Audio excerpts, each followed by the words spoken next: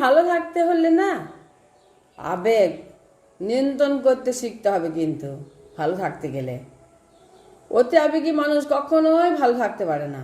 সত্যিই তাই, কখনোই ভালো থাকতে পারা যায় না। এই যে যেমন আমি ধরুন আমার কথা, আমি অনবরত ভালো থাকার চেষ্টা করি, কিন্তু আমি সবসময় ভালো থাকার চেষ্টা করি, কিন্তু আমি পারি না ভালো থাকতে। কই থাকতে পারছি ভালো, পারি না।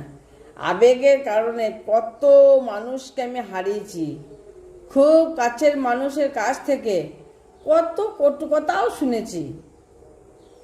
হ্যাঁ, আমার খুব একটা বাজে অভ্যাস কি জানো, আমি সব কিছু যত্ন রাখি, সেটা দুঃখ কিংবা তীব্র যন্ত্রণা, তা বুকের মধ্যে ফ্রেমে বাঁধানো ছবির মতো করে আটকে রেখে দিই, টানিয়ে রেখে দিই আর কি।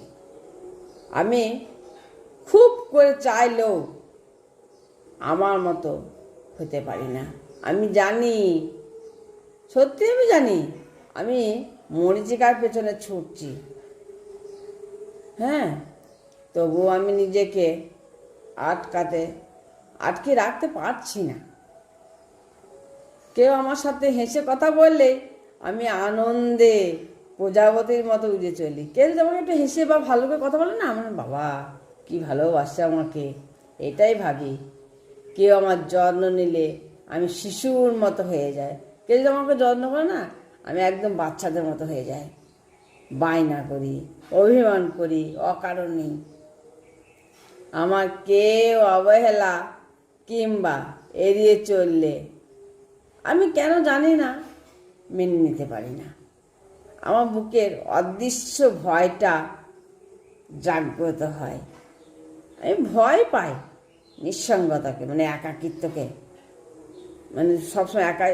সত্যি আমি একাই থাকি, আমার খুব ভয়ও করে যে আমাকে একা হতে হবে।